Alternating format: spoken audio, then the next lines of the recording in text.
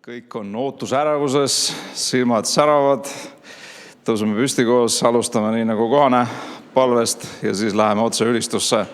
Ei hakka mingit pikka sissejuhatust tegema, sest ma usun, et sõnum, mis mul südames on täiesti piisav, et ei ole selleks tarvis pikka sissejuhatust teha. Isa taevas, me tuleme sinu ette ja paneme maha kõik, mis iganes takistab või segab või põhjustab seda, et me ei saa vastu võtta just seda, mida sul on meil anda. Ja me palume sinu juhtimist, sinu õnnistust kõigele sellele, mis täna siin öeldud ja tehtud saab. Ma palun, et sinu vaim võiks laskuda sellesse paika nüüd ja praegu. Et sinu vaim võiks võida seda ülistusaega, võiks võida selle sõnumi, et sinu ligiolu võiks olla kogetav. Ja isa, et sinu sõna, nagu sa oled öelnud, mis ei tule tühjalt tagasi, võiks teha tööd meie südameis. Õnnista meid täna siin selles paigas ja Jeesus, me tunnistame, et sinule kuulub aukoht siin. Me oleme siin sinu pärast, mitte sellepärast, et lihtsalt kuulata tarka juttu, vaadata üle tuttavad näod, vaid Jeesus, me oleme siin selleks, et austada sind. Ja olgu kõik see, mis öeldud ja tehtud saab, sulle auks ja sinu rahvale õnnistuseks. Ja võtame samuti meelevalla igasuguste muude vaimsete mõjude üle selles paigas ja tunnistame, et seal, kus on issanda vaim, seal on vabadus. Selles paigas on täis vabadus kuulda Jumala vaimu häält, saada täidetud, saada muudetud, saada õnnistatud Jeesuse nimel, nii et saatan ja kõik saatana teod ja kõik need vaimsed mõjud on seotud Jeesuse nimel selles paigas siin. Isa, me tõstame nüüd oma pilgud sinu peale ja me tahame ülistada sind üheskoos Jeesuse nimel. Aamen.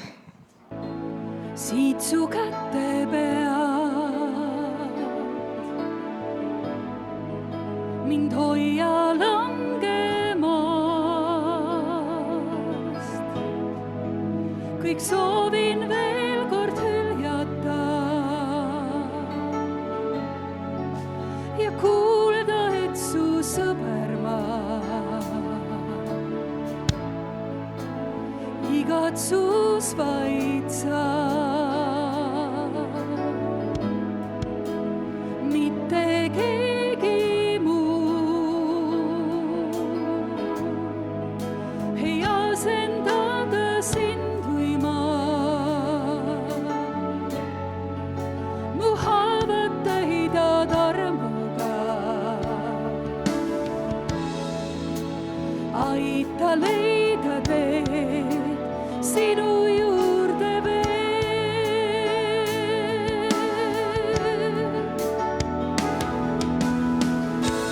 Sind igatsen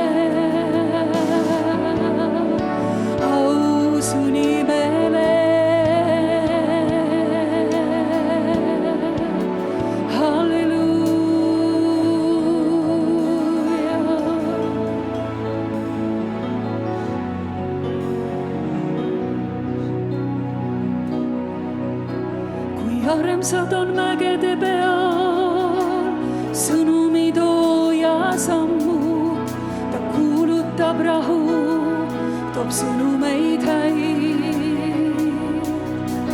Kui armsad on mägede peal, sõnumi tooja sammud, kes kuulutab rahu, toob sõnumeid häid. Et Jeesus on kuningas, Jeesus on kuningas, Jeesus on kuningas üle ilma maa. Jeesus on kuningas, Jeesus on kuningas, Jeesus on kuningas üle ilma maa.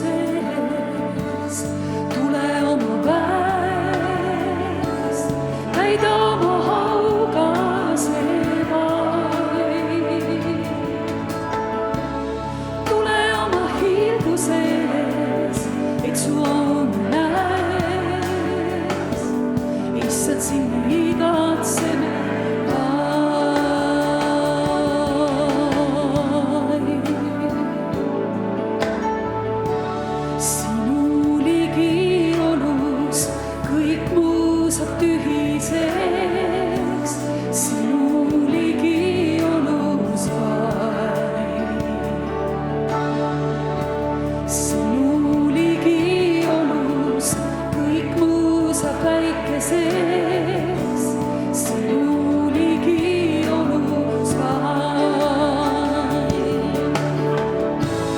Tule oma suuruses, tule oma väes, täida oma hauga see vaid.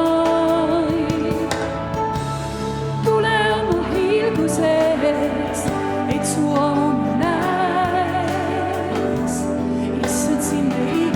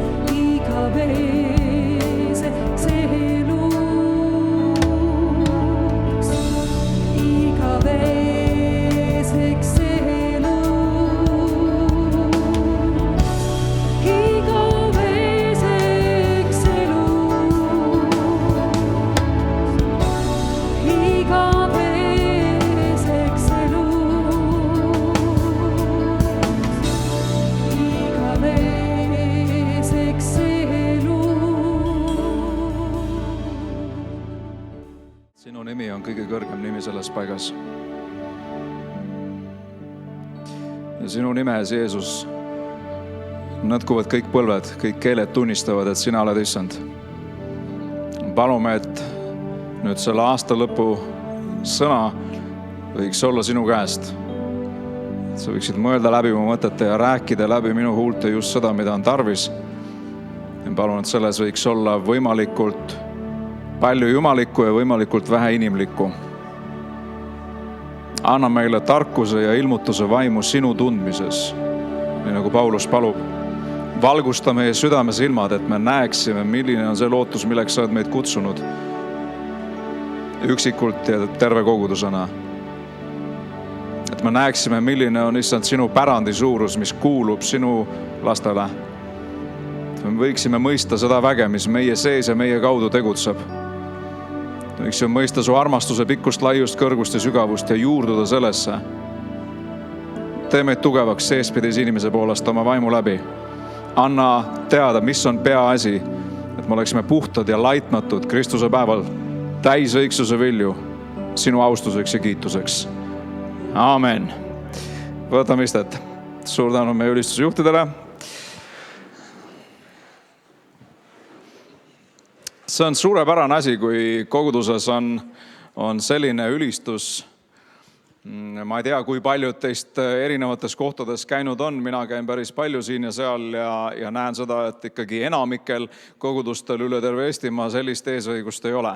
Nii et hinnake vääriliselt, see on suur asi. Kui teil on piibel kaasas, siis alustame õpetussõnadest. Alustame õpetussõnade raamatust ja kõige esimesest peatükist.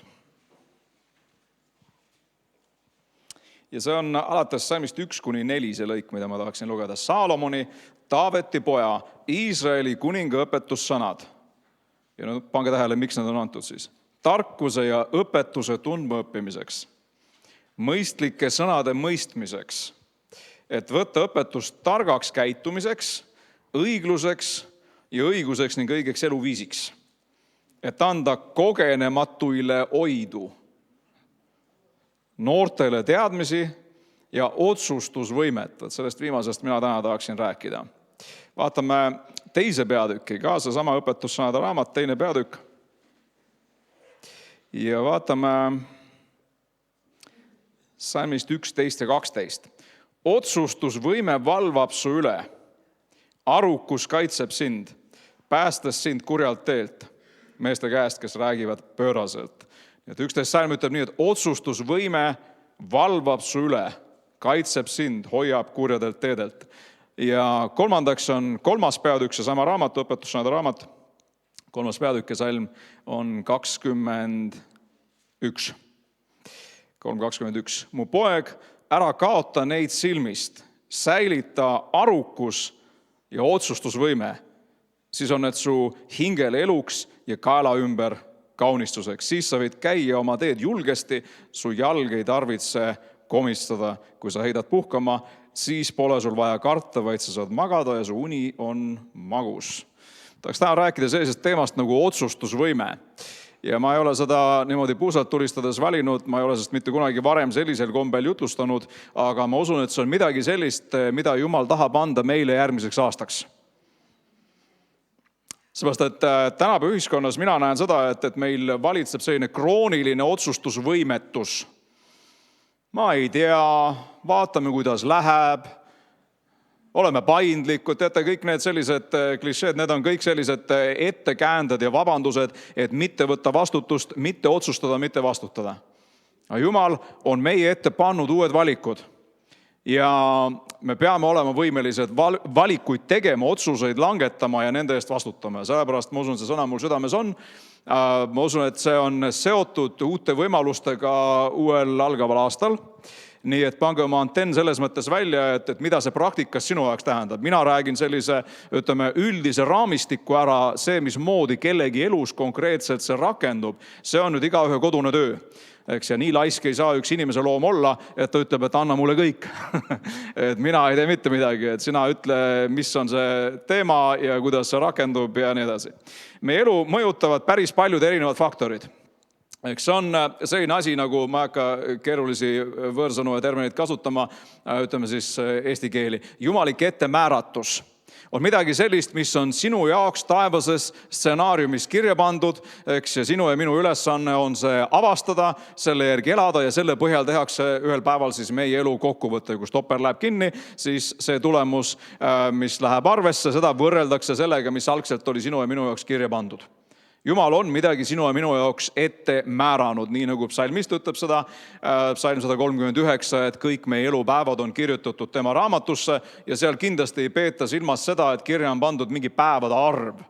Eks Jumal ei tegele Excel-tabeli ja statistikaga nagu kui tarvis siis illustratsiooniks, aga seal ei ole mõeldud mitte seda, et kirja on pandud mingi arv päevi, mis Allan Krollil siin ilmas elada on, vaid seal peetakse silmas seda, et on mingi ülesanne, mingi eesmärk, eks. Nii et jumalik ettemääratus on üks asi, mis mõjutab meie elu. See ei ole vastupandamatu, see ei ole selline, et me oleme programmeeritud midagi tegema, see on üks võimalik tuleviku variant. Eks see on parim loomulikult, aga see on siiski üks võimalikest, mitte ainus. Siis kindlasti üks faktor, mis meie elu mõjutab, on see geenikompott, mis meil on kaasa antud. Eks tee või tina, aga see nii nagu ta on, nii ta on. Eks ei tehta meile mingit geneetilise muundamise protseduure isegi mitte koguduses. Eks meil ei ole koguduses geneetilise muundamise aparaati, et siis kui keegi eespalve peale ei saa ühest või teisest asjast vabaks, siis lülitame sisse selle nii nagu meil uues vanglas, me nüüd kolisime ümber, et seal on iga hommiku ma tööle lähen, siis ma pean tegema Ivo Linnat. Tõstma käed ja alla ei anna küll. Aga siis kogu keha skänner teeb sellise ringi ära, skanneerib ära, mis Krollil keha ümber parajasti on. Vahepeal küsin, et kas sa seda ka näitab, mis ma hommikuks sõin või ei söönud, seda ei pidavat näitama. Eks, aga meil ei ole sellist kogu keha skännerit, mis teeb ringi ära, skanneerib ära täpselt, mis sul seal sees toimub ja siis mis on natukene nagu teisiti, selle muudab ära. Geenikompott on meil kõigil kaasa antud, sellega tuleb lihtsalt arvestada ja nagu ma olen siin palju kordi varem öelnud, tuleb mängida nende kaartidega, mis sulle jagatud on. Eks nuriseda selle üle ei ole mõtet, see ei ole konstruktiivne, ümber vahetada kellegi teisega ka ei saa, eks on nii nagu on.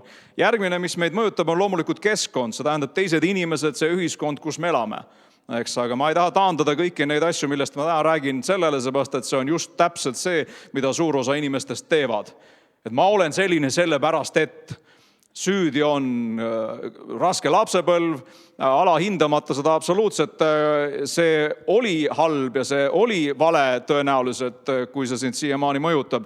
Aga see, kas sa nüüd võtad vastutuse ja hakkad midagi sellega tegema, see sõltub küll sinust. Ei saa lõputult haavu lakkuda ja haletseda ennast ja oodata, et kõik teised sind haletsevad, et siis see midagi muudab. See ei muuda mitte midagi. Enesehaletsus, ma usun, ei ole lihtsalt mingi hingehaigus. Ma usun, et enesehaletsus on sageli täiesti teemonlik. See on vaimne viirus, teemonlik viirus, mis tuleb inimestesse sisse ja siis nad sellega hakkavad õigustama ja põhjendama kõike, mida iganes nad teevad või tegemata jätavad.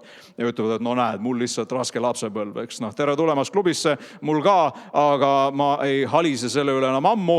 Eks ma olen aru saanud, et see, mis oli, see oli. Ja nii nagu Paulus ütleb, ma jätan selja taha, unustan ära selle, mis seal on ja sidutun uute asjade poole. Nii et siis geenid, keskkond ja loomulikult vaimsed mõjud.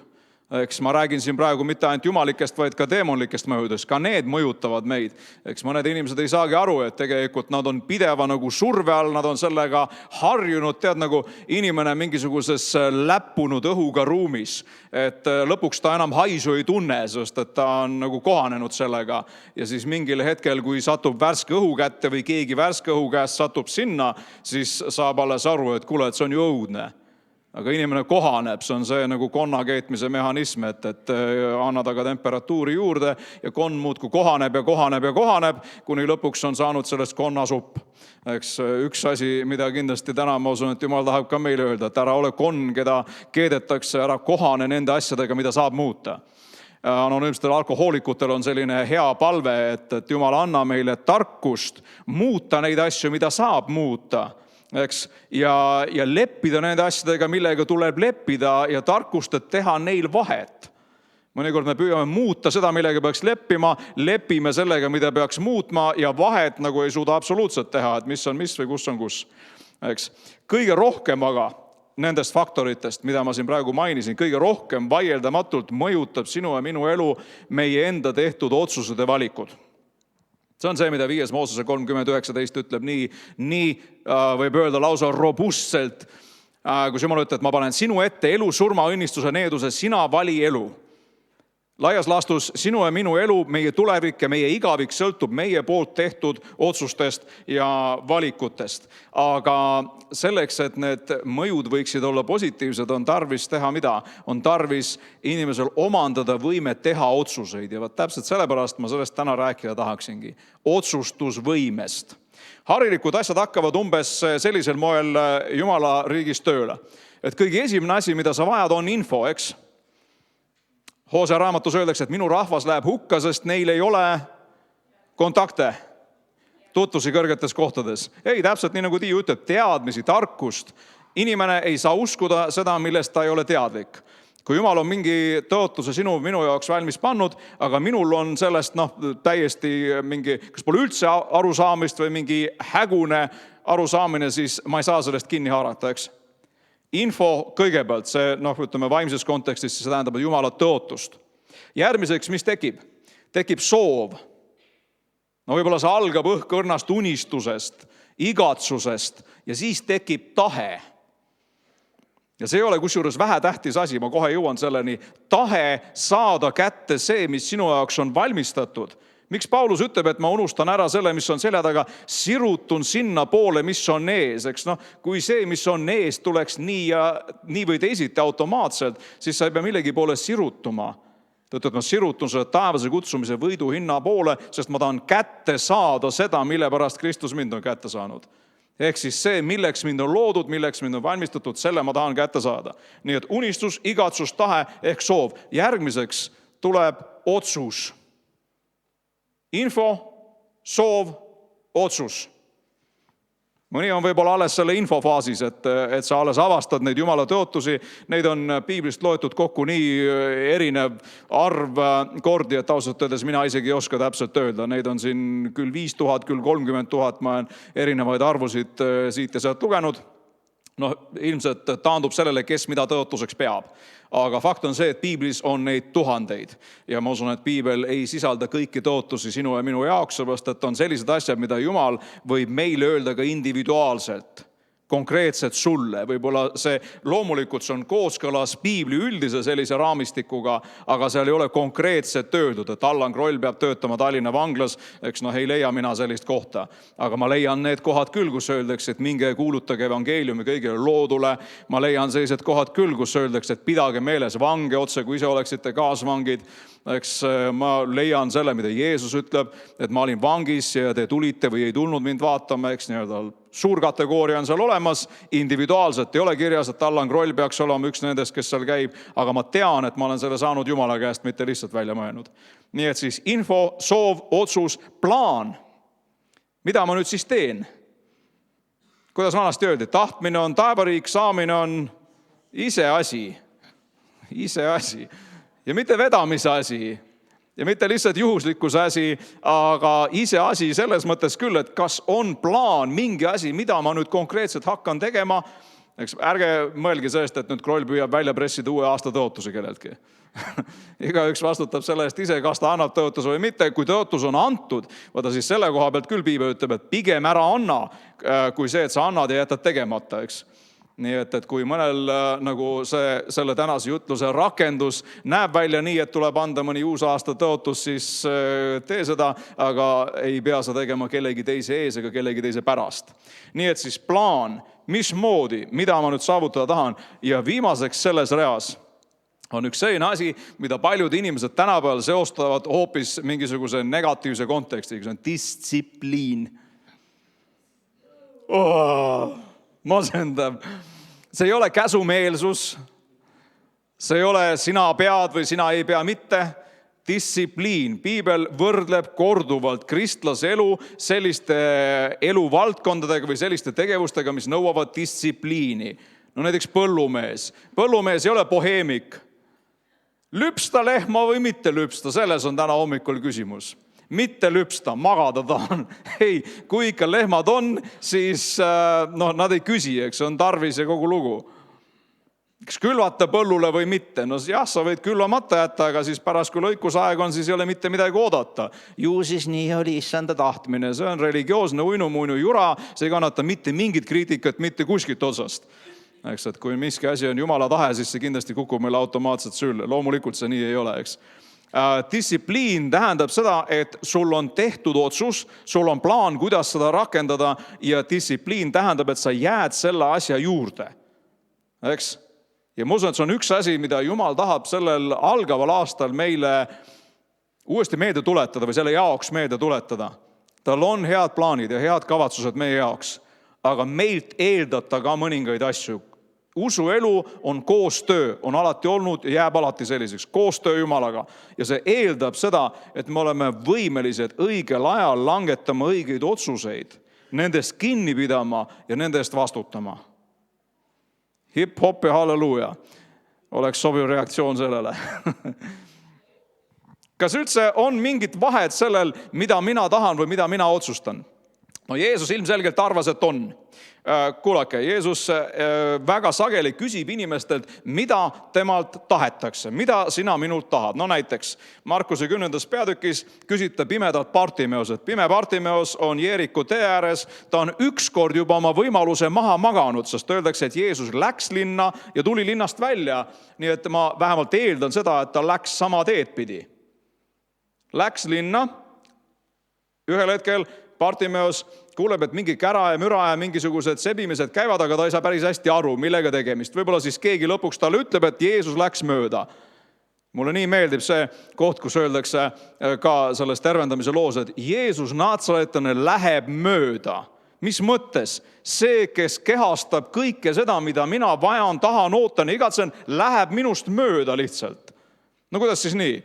Ei, kui miski on Jumala tahe, siis see kukub niisama mulle sülle. Siis, kui on nii määratud, siis sünnib. Ei ole nii. Jeesus Naatsaretane läheb mööda ja Bartimeosest oli ta ükskord juba tõenäoliselt mööda läinud. Ja siis, kui ta selle oma Jeeriku turnee lõpetas, tuli sealt linnast välja ja siis öeldakse, et see Bartimeos kuuleb, et Jeesus Naatsaretane läheb temast mööda. Ütles, et vaat teist korda küll ei lähe. On sul nii palju tuhhi öelda, et vaat ei lähe, magasin maha tookord, aga rohkem ei lähe minust mööda. Ja siis mida ta teeb? Hakkab kisama ja karjuma. Hästi ebaviisakas, hästi selline mitte põhjamaine käitumine, ma saan aru, eks, lõunamaa kuumad vennad, aga see printsiip kehtib kõigi jaoks. Ja ta hakkab hüüdma, et issand Taaveti poeg, halasta mu peale. Ja Jeesus alguses ei tee mitte midagi, kõnnib lihtsalt edasi. No, paljud kristlased oleks selle koha peal juba otsustanud, et ju siis ei olnud määratud. Polnud minu jaoks, küll issand omal ajal. Ja 3 punkti, mida iganes siis issand omal ajal tegema peaks. Sellel ei olnud issanda määratud ajaga mitte mingit pistmist. Jeesus Naatsaretane läheb mööda ja lähekski mööda, kui sa kinni ei haara. Ma tahan sellisest religioossest letargiast välja raputada inimesi, kui keegi selles kinni on, et mis siis ikka näeb, püüdsin, ei tulnud välja, nüüd lihtsalt ootan. Eks pime Bartimeos oleks võinud oma Jeeriku tee ääres oodata kuni surmatunnini. Aga mees hakkas hüüdma, issand Taaveti poeg, halasta mu peale. Siis kõik rahvas hakkab teda sõimama. Kiriku inimesed sõimavad näo täis abilisel. Ära tüüta, tal pole aega, meil on graafik, milles kinni pidada. Mis sa endast arvad? Sina pime kaltsakas siin tee ääres, eks, ega tal pole sinusuguste jaoks aega. Meil on ikka nagu VIP-kliendid siin. Ja meil on tähtis missioon ja mis iganes. Me ei tea täpselt neid argumente, aga fakt on see, et Jeesuse enda õpilased hakkasid hurjutama teda. Aga mees öeldakse, et karjus veel rohkem. Mida iganes, kuidas iganes, mina teid ei kuula. Mõnikord on tarvis omada sellist õnnistatud kurtuse seisundit. Eks mäletate, kui see Jairuse tütar oli ära surnud ja siis tulevad sõnumitoojad ja ütlevad kogudusekoja ülemale, et su tütar on surnud, mis sa õpetajat enam tüütad. Rong on läinud ja nagu pastor Mart ütleb, rööpad ka üles võetud. Ja öeldakse, et siis, kui Jeesus seda kuulis, siis Jeesus jättis tähele panemata. Ja Luuka versioon sellest meeldib mulle eriti, sest Luukas ütleb nii, et Jeesus pöördus selle mehe poole ja ütles, ära karda, usu vaid, siis saad sa abi. Ehk siis, kui sa nüüd kardad ja ei usu, siis ei saa. Aga kui sa nüüd otsustad, et ma ei karda, vaid usun, siis ta saab abi. Jättis tähele panemata selle. See on ka üks asi, mida ma usun selleks, et teha õigel ajal õiged otsuseid, võtta vastutust ja need otsused ka läbi kanda, on meil hädasti tarvis. sellist võimet filtreerida, vabandust mu vangla väljendust, filtreerida basaari. Kes ei tea, olge õnnistatud, aga selline termin kasutusel on. Filtreerida seda basaari, mis me ümber on, sest seda on niivõrd palju. Info üleküllus. Ja mõnikord on tarvis omada sellist õnnistatud kurtuse seisundit, et ei, minu kõrvad on kurdid sellele jutule, ma ei kuula seda, ma ei pane tähele seda ja ei lase seda mõju enda ellu. Ja seda ilmselt see pime Bartimeus seal tegi, et pime niikuinii kurt ka ülekantud tähenduses sellel hetkel karjub veel enam. Ja siis Jeesus esitab sellise küsimuse, mida sa tahad, et ma sulle teeksin? Tundub ju täiesti totter küsimus. Mees on pime, mis loomulikult nägijaks tahab saada, ei ole niisama loomulik midagi. Jeesus küsib tema käest, mida sina praegu tahad. Kui sa tahad raha, siis ma võin sulle anda raha, eks midagi seal paunas ilmselt oli. Eks kui sa tahad, et ma õnnistaks sind ja et su kerjamise amet nagu paremini läheks, siis sulle sünnib su usku mööda. Mida sa tahad, et ma sulle teeks? Ma usun, et Jeesus küsib täna sellel hommikupoolikul, sellel peagi lõuna juba, Jeesus küsib meilt sedasama, mida sa tahad, et ma sulle teeks. Mõned meist on nii harjunud sellega, et meie tahtest ei ole niikuinii miski.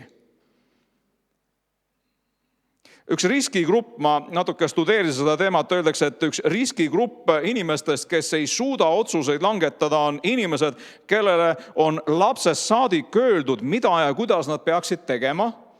Näiteks selliste väga autoritaarsete vanemate lapsed, neil on kogu aeg, nende eest on otsustatud, neile on öeldud, nüüd on nii ja lõuad pidada edasi teenida. Võib-olla mõni on täpselt selles riskigrupis, et sul on kogu aeg öeldud ja nüüd sa oled tulnud Jumala juurde ja sa eeldad, et sama nagu mehhanism toimib ka siin, aga ei toimi. Jumal ei ole universumi direktor, vaid sinu taevane isa ja sinu soov on talle päriselt ka oluline. Jeesus ei küsiks muidu selliseid asju, mida sa tahad, et ma sulle teeks, kui ta arvab, et selle inimese tahtest, tema soovist ei olene mitte miski. Eks, mida meie oleks selles kohas vastanud? Mõnikord inimesed tulevad eest palvele, et palveta. Mille pärast? Ma ei tea, lihtsalt mida iganes. Üks jumala sulane ütles väga hästi selle kohta, et kui tema juurde tuldi sellise palve sooviga, siis ta ütles, et ei, mina ei palu midagi, sest kuidas sa teaks, kui sa selle kätte saaks? Et kui sa ei tea mitte midagi, ei oota mitte midagi, loodad, et Jumal ju teab, küll ta siis annab, eks. Aga Jumal teab, mida te vajate enne, kui te seda palute, absoluutselt jah. Ja kohe selles samas kontekstis Matteuse evangeeliumis Jeesus ütleb, teie paluge siis nõnda. Meie isa, kes sa oled taevas, pühitsetud olgu sinu nimi, sinu riik tulgu. Kui Jumala riik tuleks niisama, miks seda peaks paluma? Sinu tahtmine sündigu, kui Jumala tahe sünniks automaatselt, miks seda peaks paluma? Nii nagu taevas, nii ka maa peal. Me igapäevast leiba anna meile tänapäev. Jumal teab, mida me vajame enne, kui me palume, aga ta ikka ütleb, et sina peaks paluma minu igapäevase leiva pärast tänasel päeval. Jumal teab täpselt, mida ma vajan, aga ta ütleb, et sina pead ikkagi otsustama, et sa tahad seda. Et esimene riskigrupp on need, kellel on siis lapsest saadik öeldud, mida ja kuidas nad peaks tegema. Mõne puhul võib-olla see praegu on teema. Et sa oled sellisest autoritaarsest perest, sa oled harjunud, et keegi sinu eest otsustab, sulle ütleb, eks sina sisuliselt ei vastuta, oled selline hea käsutäitja olnud, aga Jumal tahab anda selle meelevalla otsustada ja valida sinu kätte. Sa ei saa volitada mitte kedagi teist, sa ei saa veeretada seda mitte kellegi teise peale, sulle on antud meelevald. Teine riskigrupp on siis need, keda tihti on kritiseeritud nende tehtud otsuste eest. Mõnikord need kaks langevad täpselt omavahel kokku. Et sa millalgi oled hakanud mingeid otsuseid tegema ja sa oled saanud niimoodi mööda näppe sellega, et siis juba parem ei, kunagi enam ei midagi. Las keegi teine teeb, las keegi teine vastutab ja otsustab. Eks? Aga Jeesus ei käitu nii. Jeesus küsib pimeda Bartimeuse käest, mida sa tahad, et ma sulle teeksin? Ja mulle eriti see lugu meeldib selles mõttes, et see pime Bartimeus kehastab seda, mis tähendab tegutsemist usus ja mitte nägemises. Öeldakse, et kui Jeesus kutsus ta enese juurde, siis ta heitis oma kuue maha. Ajaloost me teame seda, et pimedad kerjused sageli kandsid sellist neid nii-öelda eristavat riietust, sellist kuube, et oleks näha, et kellega tegemist on. Ja mida see Bartimeus põhimõtteliselt sellega ütles? Kõik kerjuse pimeda ajad on nüüd selja taga, ta viskab selle kuue maha. Tähendab, ta usub seda, et mina lähen nüüd pimedana küll Jeesuse juurde, aga ma tulen nägijana tagasi. Ma ei pea hakkama kompama, kus see mantel on, mille ma siin just alles maha viskasin. Viskas selle kõrvale, see asi jääb selja taha. Mis mantli sina täna peaks ära viskama enda seljast? Mõni teist on süü või häbi mingite komplekside mantli all, eks, ja sa mõtled, et see ongi normaalne riietus. Jumal ei ole seda sinu jaoks disaininud. Tema ei ole seda kavandanud. See ei ole made in heaven, see on kuskil mujal tehtud. Jumal ei ole seda mantlit sinu jaoks kavandanud, see ei ole sinu jaoks mingi nii-öelda rätsepa ülikond täpselt sinu jaoks mõeldud ja kavandatud, see on kusagilt mujalt. Keegi teine on pannud selle sulle õlgadele ja öelnud sulle kanna seda. Ja täna ma tahan siin tõesti olla selline püha knopka sul istumise all, et öelda, et ei, ära lepi sellega, viska see eemale. Ja ta läheb Jeesuse juurde, ütleb, et mina tahan jälle näha. Mina tahan jälle näha, vaat see on see, mida mina tahan. Jeesus ei küsi retoorilisi küsimusi, millele ta vastust ei oota. See ei ole filosoofiline, retooriline küsimus, et ollalla või mitte ollalla. See on konkreetne küsimus, mida sa täna tahad. Mina tahan näha. Ja mida Jeesus talle ütleb, ei no kuule, mis asja, no nii ahneks nüüd ka ei ole tarvis minna, et tuleb ikka leppida sellega, et see on Jumala tahe ja nii edasi. Mitte kellelegi, mitte kusagil, mitte kunagi Jeesus ei öelnud, et see ei ole Jumala tahe sinu jaoks. Et ei ole haige, ole õnnetu ja kerja edasi. See ei ole Jumala tahe. Ja ta ühemõtteliselt andis sellele vastuse, ütles, et jah, ma tahan, näe jälle, mees sai nägijaks. Teine sarnane lugu, kus Jeesus küsib inimestelt, mida temalt tahetakse. See on Johannese 5.6, kus ta selle Petsata tiigi ääres 38 aastat halvatud olnud mehe käest küsib sellise küsimuse, mis tundub, täiesti nagu invaliidi mõnitamine. Ütleb, et kas sa tahad terveks saada? Ei no, mis ma siin muidu passin? Kui ma ei tahaks terveks saada, ma oleks kodus. Mis ma siin muidu passin? Öeldakse, et seal oli 5 võlvitud hoonet, haigeid täiseks, kõik ootavad vee liikumist, et ingel tuli seal segas vett ja kes esimesena sisse hüppas, sai terveks. Ükskõik, kes ta oli, mees, naine, juut, pagan, mis iganes. Kes iganes võis terveks saada, millest iganes, aga üks tingimus, ainult kõige esimene. Ja see mees ütleme, mina ei saa. Mina on alati kõige viimane mees, kes kohale jõuab. Alati, kui mina sinna tahan minna, siis keegi teine jõuab ette. No on reaalne frustratsioon, eks. Mees ütleb, et mina olen alati see kõige aeglasem, eks. Ma olen see flegmatik sealt sellest kilpkonnade anekdoodist, et nemad muudku viuh ja mina ei saa midagi peale hakata, eks. Kes teab, naerab kaasa, kes ei tea, uuesti ei räägi. Ei taha ennast korrata nagu Rikkis Plaat. Igatahes fakt on see, et mees võiks ju vastata Jeesusele, et no mida ma muidu siin passin, loomulikult ma tahan terveks saada, seda ma siin kõik see aeg ootangi. Aga tead, mõnikord võib olla nii, et me oleme õigel ajal õiges kohas näiliselt ootame õiget asja, aga me tegelikult ei tunne ära isegi võimalust, mida Jumal meile pakub ja ei haara sellest kinni, vaid ütleme, et ei, mina ei saa, et ikka, see on seotud selle tiigiga ja kui ma sinna saan, siis ma saan terveks ja Jeesus ignoreerib kõike seda, ma ei saa, ma ei suuda, kõik on juba proovitud ja ütleb, et ikkagi võta oma voodi, tõuse püsti ja kõnni. Ja mees ilmselt nii palju pidas nagu oluliseks kuuletuda, et ta tõusis püsti, võttis voodi ja kõndis, sai terveks. Aga jälle, Jeesuse küsimused. Ma hakkasin seda niimoodi järjest välja kirjutama, see nii mõnusalt joonistub välja. Pimeda Bartimuse käest küsi, mida sa tahad, et ma sulle teeksin? Selle mehe käest, kas sa tahad terveks saada? Kui kõik, mis sünnib, oleks lihtsalt Jumala tahe ja kui meie tahtest ei sõltuks siin mitte miski, see on täiesti tarbetud, ma ei tea, retoorilised küsimused, mis on pigem invaliidide mõnitamiseks mõeldud. Aga Jeesus ei tegele sellise asjaga. Kas sa tahad terveks saada? Jah, tahan. Nii on. Jeesus ütleb, vaat, nüüd saad. 2 pimedat tulevad Jeesuse juurde ja nad jälitavad, nagu tõeliselt ahistajad. Jälitavad teda ja lasavad tal isegi koju minna rahulikult. Jeesus läheb kuhugi majja sisse, need vaikselt infiltreeruvad sealt kuskilt uksepraost Jeesuse järgi. Ja siis Jeesus pöördub nende poole ja küsib, et need ütlevad, me tahaks terveks saada, et me ka pimedad. Ja Jeesus küsib huvitavalt, kas te usute, et mina võin seda teha? Jälle, Jeesus esitab küsimuse, kas te usute, et see asi võib sündida? Ei, kui Jumal tahab, siis küll see sünnib, eks, kui on määratud. Ei ole see teema üldse. Need ütlevad, jah, usume küll. Ja Jeesus vastab ja ütleb neile, teile sündigu teie usku mööda. Mitte minu tahet mööda, mitte mingisuguse taevase, ma ei tea, mündi viskamise järgi, teile sündigu teie usku mööda. Kaanaja naine, see on Matteuse 15 peatükk, tohutult hea näide. Käib Jeesuse järel, kisab ja karjub, et mu tütart vaevab kuri vaim hirmsasti, tule aita, tee ometi midagi. Ja mida Jeesus alguseks teeb? Jeesus alguseks lihtsalt ignoreerib tema palvet. Ära tõlgitse vaikust kui eitavat vastust.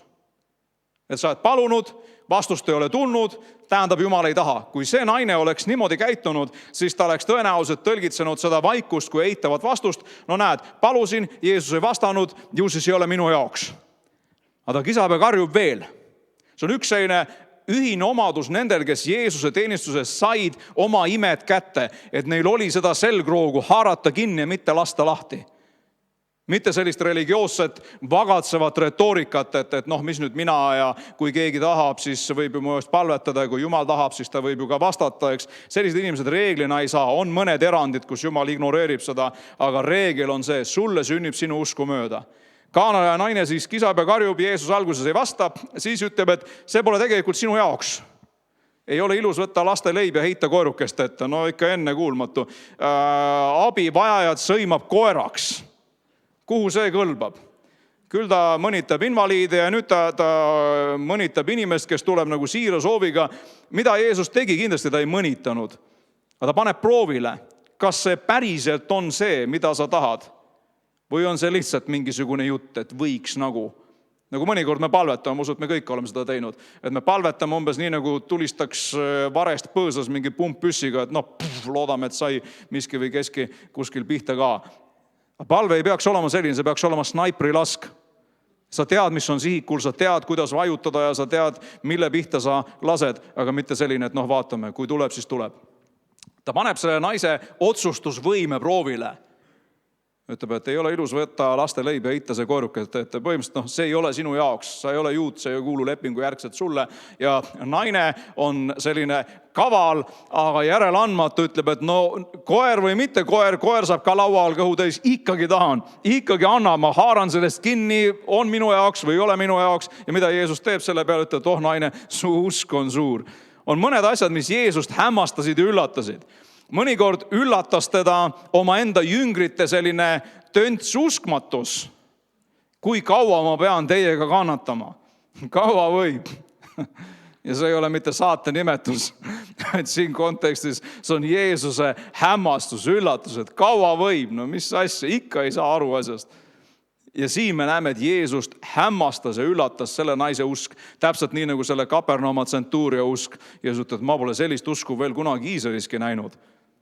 Ja siin on roomlane, okupant, armee ohvitser ja sellise usuga, et ühel iisraelasel ma pole sellist veel näinud. Ta ütleb, et naine, su usk on suur, sulle sündigu nii, nagu sina tahad. Mõnikord on see selline religioosne vagatsev retoorika nii sisse imbunud meisse, et me arvame, et sellise tõelise pühaduse ja tõelise vaimuliku küpsuse üks mõõdupuudest on see, et ei, mina ei taha mitte midagi. On keegi teist kuulnud sellist asja? On keegi teist võib-olla rääkinud sellist juttu? Ei, mina ei taha mitte midagi. Esiteks me valetame. Me valetame, see kõlab hästi õndsalt ja vagalt, aga me tegelikult valetame, sest kui sa hakkad selle inimesega natukenegi rohkem rääkima, selgub, et ei, seda ikka tahab ja seda ja teist ja kolmandat ka tahab. Aga nagu nii kuskil osadusgrupis või kirikukantslist on hästi selline vaga ja näiliselt vaimulik rääkida, et ei, mina ei taha mitte midagi. Jumal tahab, et sina tahaks midagi. Eeldusel, et see on kooskõlas tema tahtega, eks. Jumal tahab, et sina tahaks seda, mida tema tahab. Amen. Kas sa tahad? Tahta seda, mida Jumal tahab, et sina tahaks. Läheb liiga keeruliseks.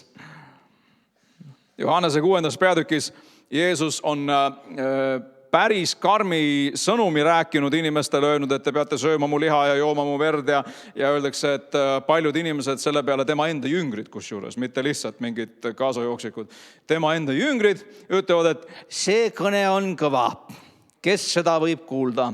Ja öeldakse, et paljud neist.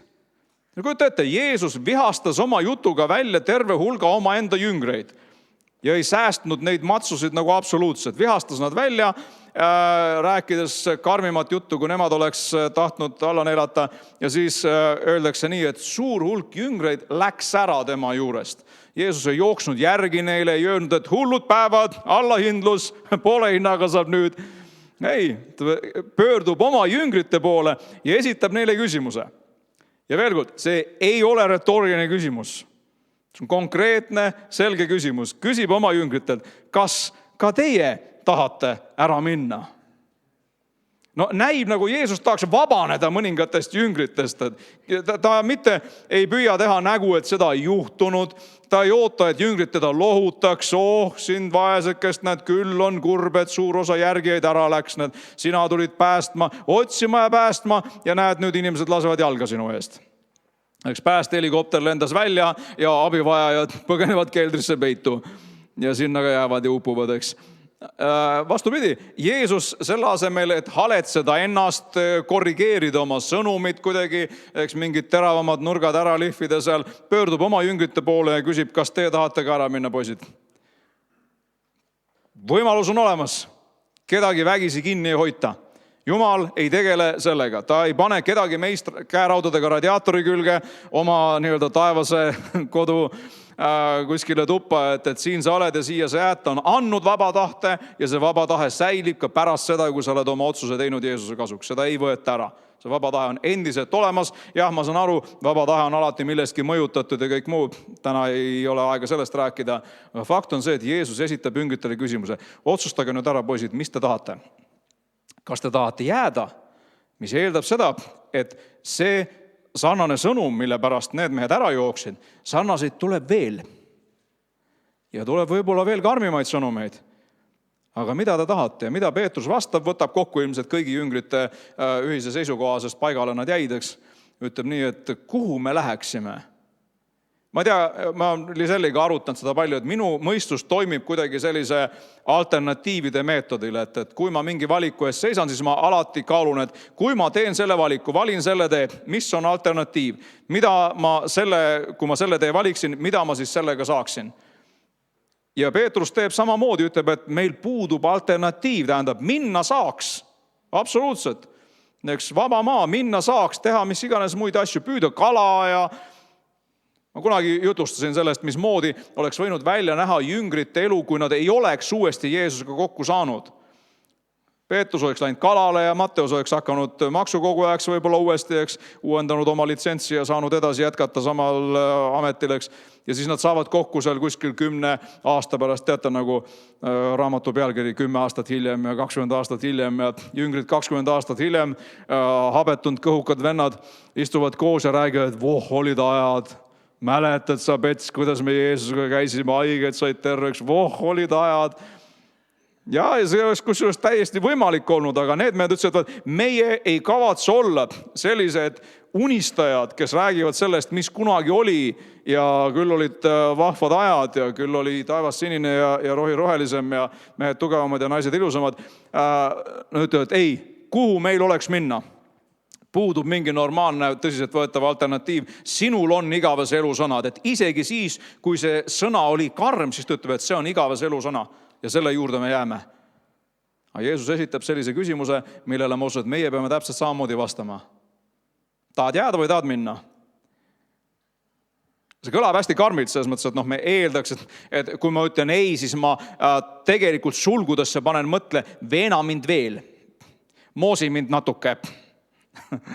Eks kraabi kintsu natukene, et mind ümber veenda. Jumal niimoodi ei käitu. Amen. Jumal niimoodi ei käitu, et jah, olgu jah, ei, olgu ei. Ja kõik, mis on vahepeal, on kurjast, ütleb Jeesus. Ei, no jah, ei ole vastus. Jätame Eino üldse välja, Eino saab oma asjadega hakkama nii nagu õnnegi. Ei, no jah, ei ole mingi vastus. Kas te tahate minna? Ei, no jah, kuidas võtta nüüd? Siin on selle pärast ja seal on teiste asjade pärast ja viskame kulli kirja. Peetrus ütleb, et sinul on igavese elu sõnad, siia me jääme. Nüüd mitte Jeesuse elust, aga Vanast Testamendist üks minu meelest kõige kujukamaid näiteid sellest otsustusvõimest on see, kui teise ajaraamatu esimeses peatükis Saalomon on saanud kuningaks ja siis Jumal öeldakse, et ilmub talle öises unenäos ja ütleb talle, palu, mida ma sulle peaksin andma. Noh, põhimõtteliselt see on nagu valge allkirjastatud tšekk. Sina kirjuta summa. Mida sa tahad? Ja Saalomon saab aru, et tegemist on eksamiga. Ja kusjuures see ei ole valikvastustega. Eks ma usun, me kõik oleme mingid eksamid või teste teinud ja mõnikord on lihtsam, kui on valikvastused, mõnikord mingid valikvastused ei anta, mõnikord on need valikvastused eksitavad. Kui on hea test, siis valed vastused on võimalikult lähedased õigele. Ja siis paned linnukese valesse kohta ja kaotad punkte, eks. Aga seal oli isegi mingid valikuvariante. Jumal ütleb, et palu, mida ma peaksin sulle tegema? Võimalusi kui palju ja kusjuures, kui Jumal ei oleks olnud valmis talle andma erinevaid asju, siis ta ei oleks sellisel moel küsimust esitanud. Aga küsimus esitatakse, formuleeritakse just nii. Sina palu, mina annan, mida tahad? Saalomon saab aru, et tegemist on vaimse testiga tema jaoks ja ütleb, et anna mulle tarkust ja mõistust ja sõnakuulelikku südant, et olla sinu rahvale heaks kuningaks. Ja siis Jumal ütleb, et seda palusid sa täpselt 10. Ma natuke parafraseerin, aga mõte ei muutu. Seda palusid sa täpselt 10, et sa ei palunud vara, rikkust ja kuulsust, mida sa oleks võinud paluda. Oleks saanud ju, kui see valikvastustega variant ei olnud, et variant number 1 on tarkust, variant number 2 on, ma ei tea, enneaegset surma, see on suhteliselt no-brainer, et siis nagu valiks selle. Et sa ei palunud vara, rikkust, kuulsust, pikka iga või isegi oma vaenlase hinge, selle pärast olgu sulle antud ja siis tuleb täis bukett. Saad rikkust, saad kuulsust, sellepärast Saalomon hiljem kirjutabki, et tarkuse paremal käel on rikkus ja au, vasakul käel on pikk iga. Eks see oli tema enda elukogemus, see oli tema enda palve vastus. Et sa ei palunud ei rikkust, kuulsust, pikka iga ega midagi, siis olgu sulle antud kõike seda muud. Sa saad vara ja rikkust ja kuulsust ja mõjuvõimu ja pika ea ka ja ühesõnaga sellepärast, et sa palusid täpselt 10. Mõtle, mida meie paluks, kui meie saaks sellise blank tšeki ja ma ütleb, et ütle, mida sa tahad? Mida sa päriselt tahad elust? Mida sa päriselt tahad oma usu elust? See on mõnikord päris raske küsimus, olete nõus? Me arvame, et see on nii lihtne, et ma kohe nüüd vastaks. Ma ei ole sugugi veendunud selles.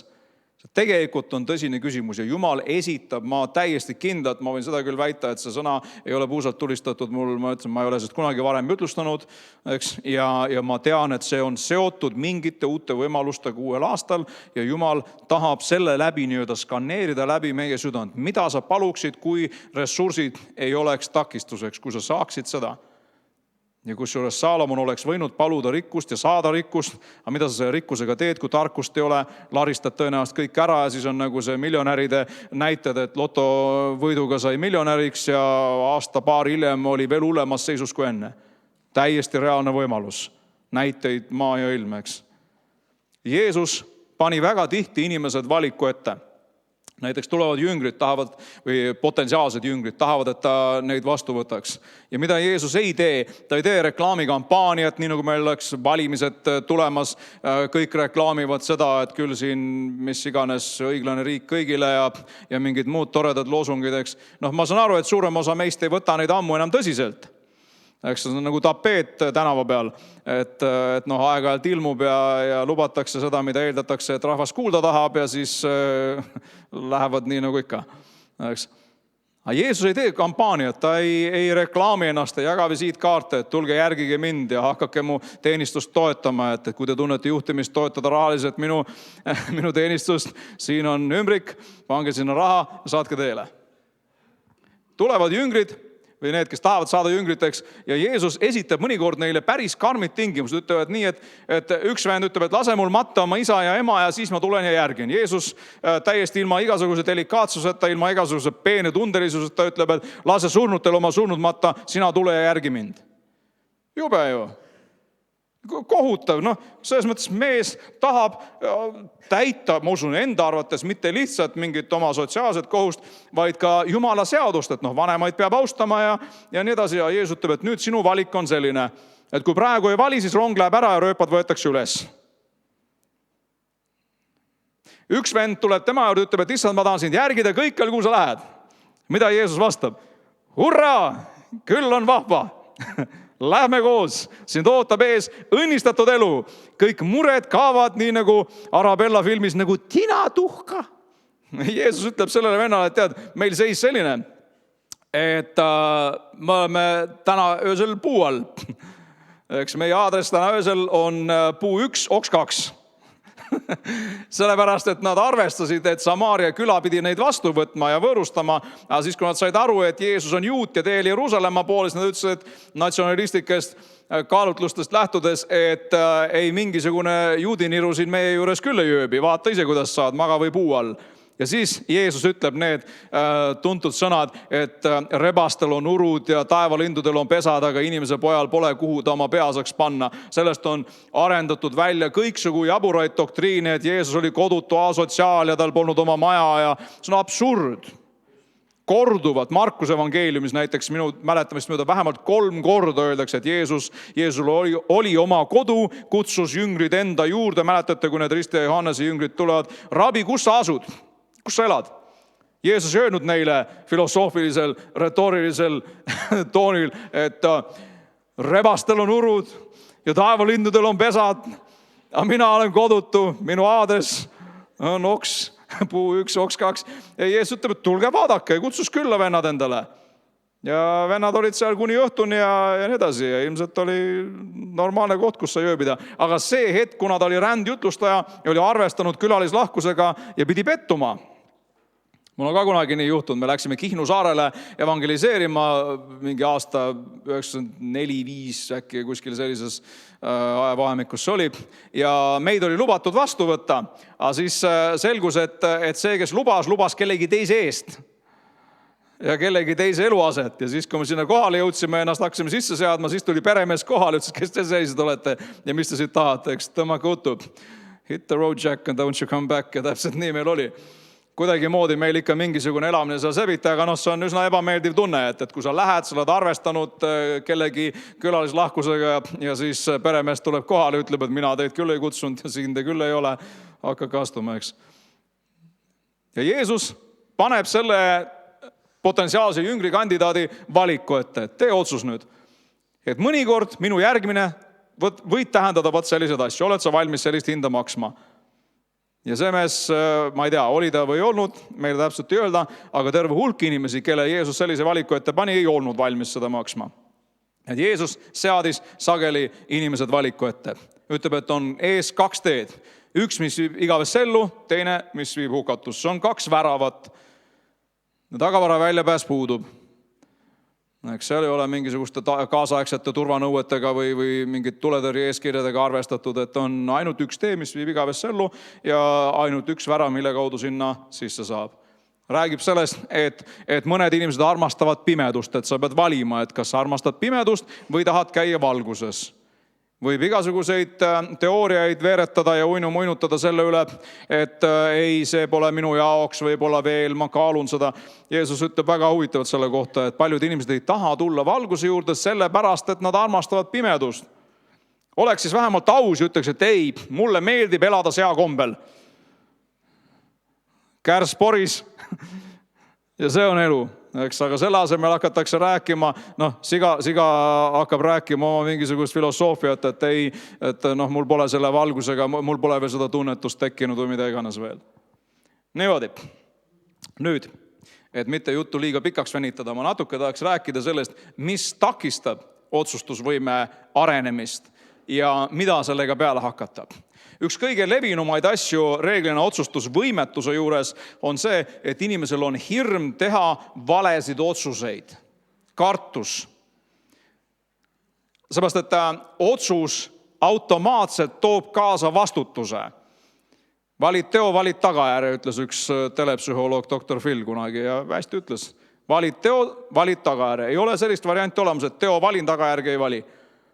Ja kui nüüd ma saan aru, et see otsus on väga tõsine ja see võib tuua kaasa selliseid tagajärgi, et ma pean nagu tõsiselt läbi analüüsima enda jaoks, kas ma olen nõus seda hinda maksma. Aga mõnede inimeste jaoks on nii, et see hirm halvab neid täielikult. Ja ma ei pea olema prohvet, et öelda seda, kui niisugune hulk rahvast, nagu meil täna siin koos on, siis siin on raudselt päris mitmeid inimesi, kelle jaoks tegelikult Jumal on valmistanud midagi head. See sõltub sinu valikutest ja otsustest, aga sa analüüsid seda nii palju, et see analüüsimine paralüseerib, see halvab sind niivõrd, et sa ei suuda otsustada mitte midagi. Hirm läbikukkumise ees on nii suur. Hirm sellega seonduva häbi ees on nii suur. See on see sotsiaalne surve, et aga mis siis, kui ma selle valiku teen ja kukun läbi ja siis ma jään narriks ja siis ma igaks juhuks ei tee mitte midagi.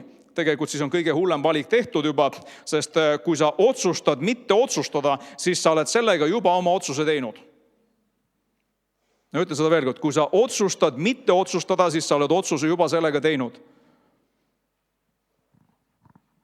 Paljudel on kalduvus otsuseid vältida või lükata neid võimalikult kaugele edasi. Ja tead, seda teeb kurat ka hea meelega. Näiteks inimene hakkab mingi hetk kaaluma, et ma peaks tõesti midagi oma elus ette võtma, peaks hakkama tegelema mingi valdkonnaga. Ja see väike sarvik sul siin õla peal ütleb, ja, peaks, raudselt peaks, homme. Peaks teedile minema, ja, peaks küll, õige otsus, homme. See on lemmiksõna. See on nii nagu see Vaarao, kes on keset nuhtlusi, seal on igasugused sääsed ja parmud ja kõiksugu jamad on ja siis on selline nuhtlus nagu konnade nuhtlus. Ma olen kord elus seda näinud. Ma olin kunagi lapsena Lüllemäel ujumislaagris ja mäletan, seal suvel oli sel aastal konnade nuhtlus. Selles mõttes, et sa ei saanud astuda 3 sammu ilma mõnele konnale peale astumata. Kõik teed olid paksult väikeseid konnakesi täis. Nii et ma natukene võin seda ette kujutada. Aga seal oli veel hullem. Konnad olid padja all, konnad olid padja peal, konnad olid poti kaane all ja poti kaane peal ja igal pool.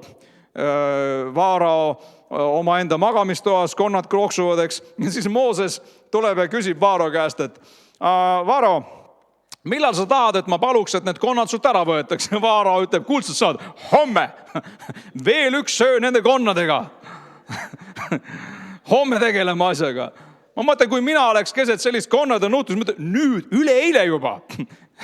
Tema ütleb, homme. Mis on need otsused meie elus, mida me lükkame kogu aeg homse peale? Vanad eestlased ütlesid, kuidas selle kohta? Täna seida toimetusi, viska naabri varna, eks? Ei, ära viska homse varna. Kui pead täna tegema, hakka tegema. Homme ei ole variant, sest homme me ütleme jälle homme ja siis me ütleme jälle homme ja nii jääbki. Mõnedel on siis kalduvus kogu aeg edasi lükata. Kes see oli? Timothy Keller vist oli see, kui mu mälu mind ei peta, kes ütles, et meil on õnne edasi lükkamise komme. Et ma kunagi saan õnnelikuks. Homme, siis kui kõik need ja need asjad on nagu paika loksunud ja kõik on korras, siis ma olen õnnelik. Piibel ütleb, mida selle kohta? Ütleb, et täna on päästepäev, nüüd praegu on hästi soodus aeg, nüüd on see aeg, nüüd on see koht ära lükka, seda homse varna. Järgmiseks, vajadus omada piisavat informatsiooni. Karu tahab saada aru. Ma saan väga hästi aru sellest. Ma tahan ka saada aru. Ma tahan ka omada informatsiooni, eks. Mina eriti, kui see puudutab mingit natukenegi suuremaid ostusi näiteks, ma reeglina ei tee emotsionaalseid ostusid, sest see on rahakotile kahjulik ja ei ole väga mõistlik, pärast kahetsed. Ja ma olen seda ka õppinud kogemusest, olles teinud mõned lollakad emotsionaalsed ostud ja saanud pärast aru, et ei oleks pidanud, siis harilikult on nii, et ma enne uurin nii põhjalikult, kui ma vähegi saan.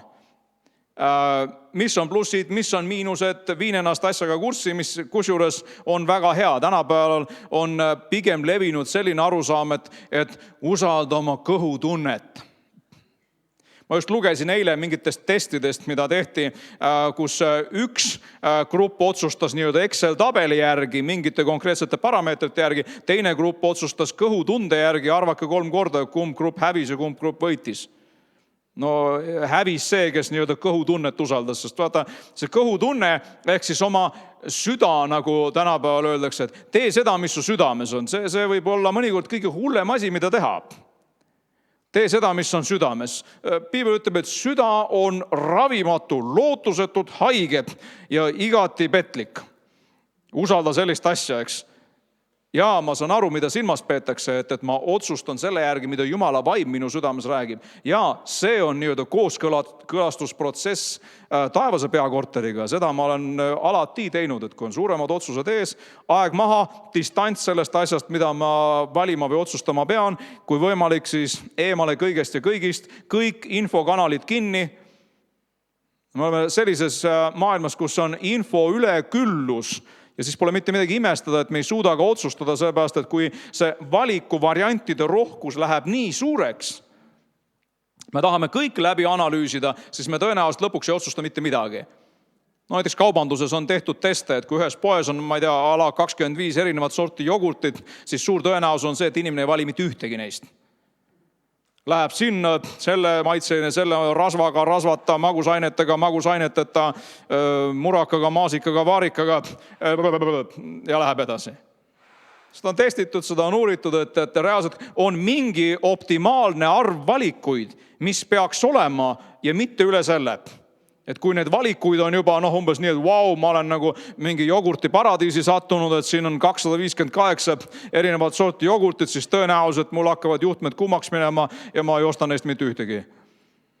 Või siis ostan seda, kes on, kõik me vähemalt rohkem oleme reklaamipsühholoogia ohvrid, siis tuleb meelde ikkagi see, mis iganes kuskilt telereklaamist on läbi käinud. Liiga palju infot. Ja liiga palju vajadust omada informatsiooni. Mingist hetkest hakkab liigne informatsioon meile vastu töötama. Ja nii see on.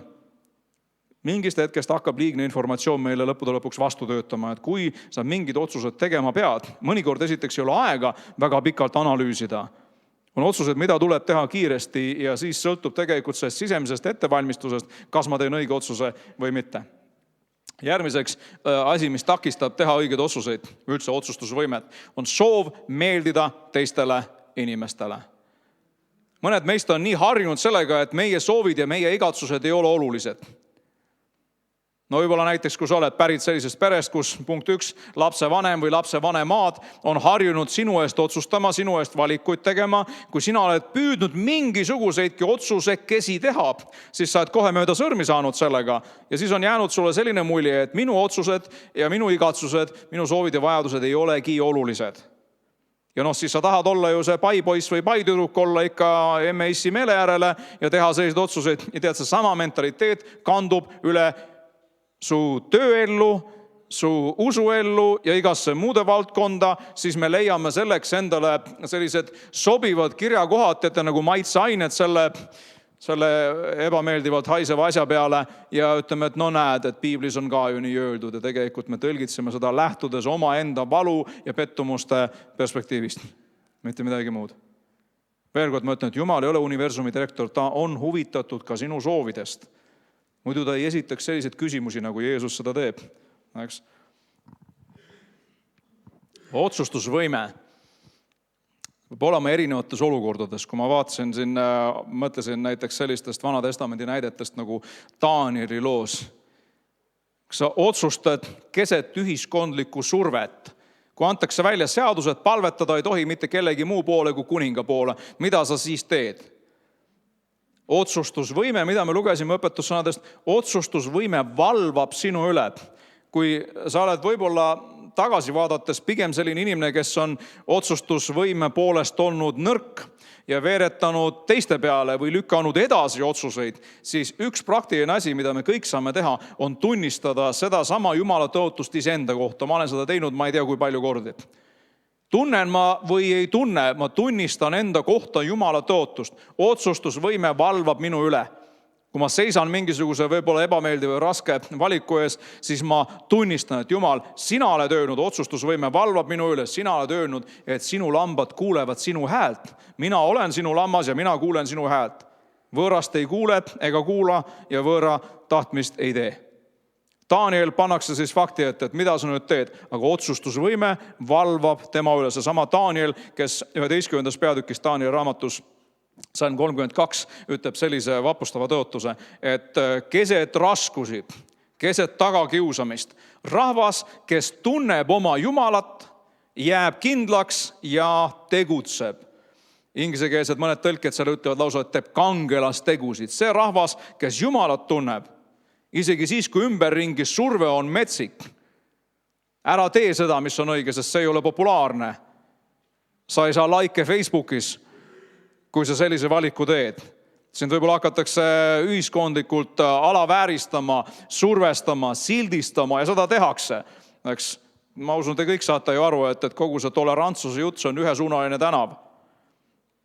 Tolerantne peab olema nende suhtes, kes meie arvates on piisavalt tolerantsed ja need, kes meie arvates piisavalt tolerantsed ei ole, nende suhtes võib praktiseerida totaalselt mittetolerantsust.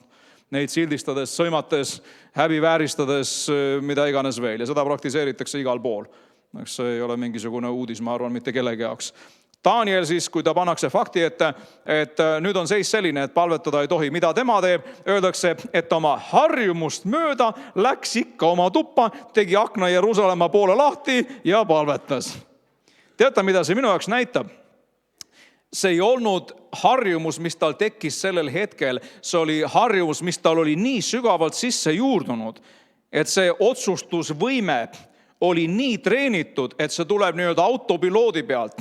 Mina teen seda, mida mina tegema pean, meeldib see kellele või ei meeldi, eks siin praktiseerin lihtsalt kodaniku allumatust, kuna kuninga poolt välja antud seadus on vastuolus kõrgema kuninga poolt välja antud seadusega. Vaat lihtsalt ei tee ja kõik. Mõnede inimeste jaoks on see igatsus, et oleks mingi selline turbopalve, mis võiks lihtsalt klõpsti kõik asjad ära muuta. Mina usun palvesse täiesti kindlasti, eks me ei kutsuks muidu inimesi eest palvele ja ise palvetakse. Aga mõnikord palve kõige esimene funktsioon peaks olema see, et hakata murdma käitumis- ja mõtlemismustreid. Ma kohtan nii palju sellist suhtumist, et on tarvis leida piisavalt püha ja piisavalt väeline usumees või naine, kes teeb piisavalt sellise tõsiselt võetava protseduuri, mis iganes, on see siis palve, on see mingi muu asi, teeb mingi ossom-tossom protseduuri ära ja siis asjad lahenevad ja kõik hakkab minema hästi. See võib alguses murda mingisuguse asja lahti küll, aga kui inimene ei hakka nüüd, nagu Daniel, igapäevaselt harjutama, praktiseerima seda, sest see muudab meie käitumis- ja mõtlemismustreid. Aga ma ei tunne, et ma tahaks. Teate, seda on ka uuritud ja järeldatud, et kui inimene hakkab teatud asju tegema, praktiseerima, siis sageli tunded tulevad järgi. Aga me elame sellises põlvkonnas, kus eeldatakse, et tunded tulevad kõigepealt ja siis tuleb praktika ja tulemused järgi. Väga tihti on tegelikult asi täpselt vastupidi, et ma hakkan tegema seda, mis on õige, sellepärast, et see on õige ja siis hakkavad tulema tulemused ja võib-olla sellega koos ka tunded. Danielil vaevalt mingit erilist tunnet oli, kui ta teab, et no nii, nüüd ma teen akna lahti. Ei lähe kuhugi keldrisse peitu, ei poe kappi, sosinal palvetama, teen akna lahti ja hakkan palvetama. Kõik, kes akna alt läbi kõnnivad, kõik kuulevad. Daniel palvetab oma Jumala poole, ehk maakeeli öeldes rikub seadust. Ja kitsades pole kuskil puudust olnud, informaatoritest ma pean silmas. Keegi läks ja informeeris sellest kuningat, et näed, seal on üks usufanaatik, kes sinu seadustest lugu ei pea, mida sellega tegema peaks. No maha peaks lööma, eks. Seadus anti välja ju konkreetselt, see oli tellitud seadus, anti välja konkreetselt ühe kindla sihtgrupi jaoks ja täpselt seda see ka tabas. Ilmselt siis ka isegi vastased said aru, et see mees niikuinii jätkab selle praktikaga. Ja siis me saame ta konksu otsa tõmmata ja selle eest vangi panna või hukata, loodetavasti mõlemat. Ja Daniel keset ühiskondlikku survet omab piisavalt otsustusvõimet, et teha seda, mis on õige isegi siis, kui see pole populaarne või kui see on lausa ebaseaduslik. See on see asi, mida Jumal meilt ootab. Sadrak, Mesak ja Abednego seal samas kontekstis, samas Babylonias pannakse fakti ette, et siin on suur ebajumala kuju, kummardage seda. Kõik ju teevad. See igatsus olla nii nagu teised on, jah, inimene on, võib öelda, kariloom ja ta tahab olla aktsepteeritud mingis sotsiaalses hierarhias ja nii edasi. Aga teate, see võib mõnikord töötada nii meie vastu. Kui sa tahad olla Jumala ees otsustusvõimeline, siis sa pead olema võimeline tegema seda, mis on õige ka siis, kui mitte keegi seda õigeks ei pea sinu ümber. Ka siis, kui öeldakse, et sa elad keskajas, sa oled rumal, sa oled väiklane, sildistatakse, nimetatakse kellekski või millekski. Need mehed seisavad seal samal ajal, kujuta ette, suur selline mingi väljaku täis rahvast, kõik kummardavad ja 3 meest seisavad, ei paindu. No esiteks sa torkad silma ja kusjuures peakski torkama silma. Ma ütlen, kristlane, kes ei torka silma, on vilets kristlane. Hallo. Ma nüüd ilmselt mõned välja vihastanud sellega, aga ega ei saa küll vait olla. Kristlane, kes ei torka silma, on vilets kristlane. Need mehed seisavad, kõik kummardavad kuju ees. Ei kui suur juht ja õpetaja ikka ütles, et siis kui pasunad hakkavad puhuma ja trummid hakkavad lööma, siis kõik on käpuli maas ja kummardavad. Need vennad seisavad, ei tee, meid ei painuta. Kutsutakse kuninga ette ja kuningas ütleb, et mis mehed te sellised olete. No me oleme sellised mehed, kes ainult Jumala ees kummardavad. Ja kusjuures see on tõsine teema. Ma just alles eile õhtul jälle lugesin, võib öelda, kõige esimese ja suurima kiriku ajaloolase Kaisar Eusebiuse kirjeldus sellest, mismoodi keiser Diocletianuse ajal 3. sajandi lõpus tuli tohutu suur tagakiusamiste laine ja selleks ajaks oli juba Rooma impeeriumi armees terve hulk kristlastest sõdureid ja ohvitsere. Ja kuidas seal järjest pandi fakti ette, et nüüd on nii, et tuleb kummardada ebajumalaid ja tuua suitsutusohvrid ja kuidas järjest ohvitserid ütlevad oma positsioonist lahti, et kõik panen kõrvale, kui tarvis maksan eluga. Neid röstiti reaalselt tule peal. Piinati, piitsutati, valati soola ja äädikaga pärast üle, kui nad olid nii ribadeks piitsutatud, et kondid olid väljas. Ja vennad seisavad kindlalt, et ei kummarda, ei ütle lahti oma usust, siin ma olen ja teisiti ei saa, eks. Ja täpselt nii ongi. Ma saan aru, et see on võib-olla ekstreemne ja enamik meist ei pea nii ekstreemselt seda asja läbi tegema, aga on selliseid vendi õdesid meil küll praegu, kes on sarnastes olukordades olnud. Ma usun, kõik te olete uudistest näinud neid Lähis-Ida kristlasi, kellel pannakse oranžid Guantanamo riided selga ja põlvili maha ja lõigatakse kõrid läbi ja vennad ei ütle oma usust lahti. Sadrak, Mesak ja Abednego ütlevad, et me ei kummarda ja see on niivõrd võimas, minu jaoks vähemalt küll, niivõrd kõnekas ja võimas, mida nad ütlevad. Kuningas, kui Jumal tahab meid päästa, siis ta päästab. Kui ta isegi ei päästa, siis me ikkagi ei kummarda. Ehk siis meie kuulekus ei sõltu õnnistustest. Meie kuulekus ei sõltu sellest, kas läheb nii või teisiti, et ei kummarda siis, kui Jumal teeb nii või nii. Nad ütlesid, et ükskõik, mida Jumal antud olukorras teeb, päästab või ei päästa, meie põlv ei nõtku. Lugupidamisega, eks nad ei olnud ülbed, nipsakad, midagi sellist. Ütlesid, et auväärne kuningas, lugu on selline, et meie ei kummarda. Meil on selline usk, et me kummardame ainult Jumala ees. Ja mida see siis praktikas tähendas? Tähendas seda, et visatigi ahju. Ja tulid sealt välja, nii et ainus asi, mis oli ära põlenud, olid nende enda köidikud. Tulid välja nii, et polnud suitsu haisugi juures. Otsustusvõime keset ühiskondlikku survet. Otsustusvõime keset kiusatusi ja ahvatlusi. Joosepi lugu, ma usun, kõik mäletavad. Potifari naine, teed talle öeldakse, et iga päev ettepaneku, et oled mees või ole. Hakka pihta. Ja mida Joosep teeb? Joosep ei ütle, et kuule, me jääme vahele. Mul on nii palju kaotada, mul on siin ju niivõrd auväärne positsioon ja hea sissetulek ja küll Jumal saab aru, Jumal mõistab. Olete kuulnud? Jumal näeb mu südant. Millegipärast Ilmutuse raamatus Jeesus ütleb ikka ja jälle, ma tean su tegusid, ma tean su tegusid, ma tean su tegusid. Asi ei ole selles, kas Jumal mõistab mu südant või mitte, mõistab küll, aga see, mida ta seal südames näeb, kui teod on sellised, mis töötavad sellele vastu, siis ta ütleb, et ma vaatan selle peale. Jordan Peterson on üks Toronto ülikooli psühholoogia professor, ta on selline Jungi järgija, kes on Jungi lugenud või kuulnud, siis tema ütleb tohutult tabad selle kohta, et mina selleks ajaks tal oli praktikat, ma ei mäleta, see vist mingi 40 000 tundi nõustamisi või tohutu mass. Ja ta ütleb, et mida ammu enam ei loksuta see, mida inimesed enda usu või veendumuste kohta räägivad. Ma vaatan selle peale, kuidas nad käituvad, sest see, kuidas nad käituvad, on päriselt see, mida nad usuvad. Ja see jutt, mida enda kohta räägitakse, selle kohta öeldakse, et jutt on odav. Johannes oma esimeses kirjas ütleb nii korrektselt ja konkreetselt selle kohta, et kui me ütleme, et meil on osadus Jumalaga, elame pimedas, siis ta ütleb, et siis me valetame ega tee tõtt. Ja Jumala tõde, Jumala sõna ei ole meie sees. See ei ole käsumeelsus, eks see ei ole see, et kui ma nüüd ei ole täiuseks, siis ma lähen põrgusse selle eest. Ei ole see on kurss, et ma olen oma kursi võtnud ja kui ma olen kõrvale kaldunud sellest, siis ma ei hakka õigustama seda, et aga Jumal näeb mu südant. Ei, süda annab alarmi. See asi peab muutuma, eks. Tee otsus lõpuks. Ei saa olla leige, et oled nüüd külm või kuum, aga seda asja ma kaua ei talu. Ja ma ei tea kellega, aga ma olen absoluutselt kindel, et on teatud asju, mille kohta Jumal praegu siin selle aasta lõpus ütleb, et need on asjad, mida ma ei kavatse enam järgmine aasta taluda su elus.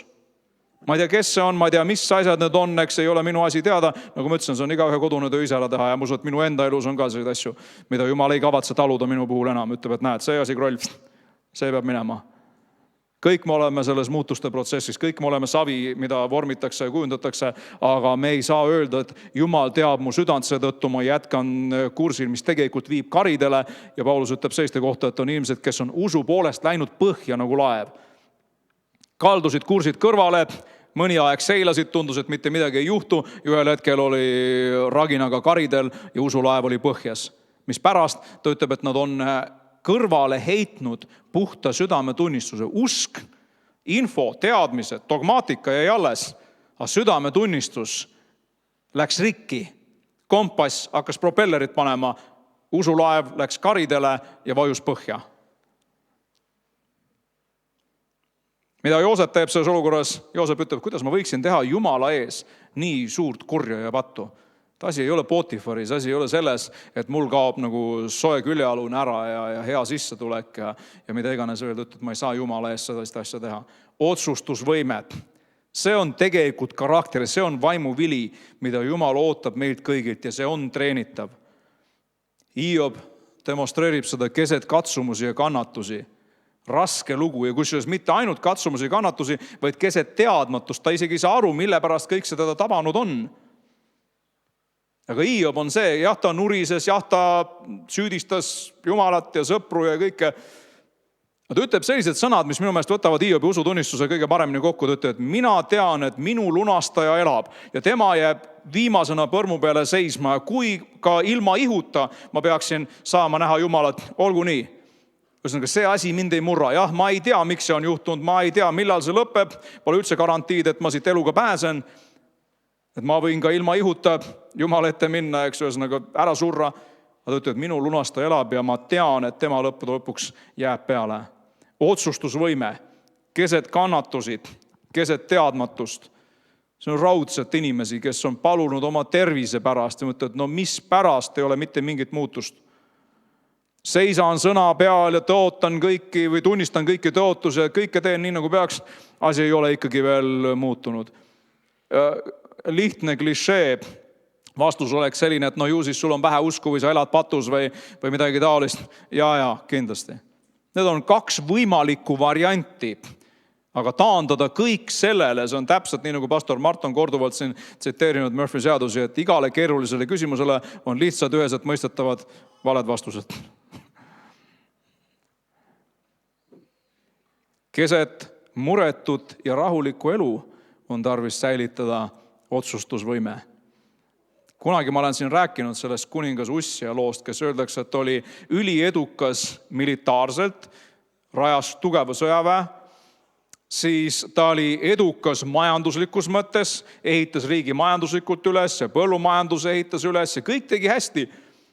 Elas muretut ja toredat elu, öeldakse, et nii kaua, kui elas üks preester, kes temaga nii-öelda tegeles, oli, võib öelda tema pihiisa või hingehoidja või duhovne nastavnik, ütlevad õigeusu kirikus, selline vaimulik, ta ei ole ainult õpetaja, see on midagi enamat, aga eestikeelset vastet ma head siin ei leia praegu.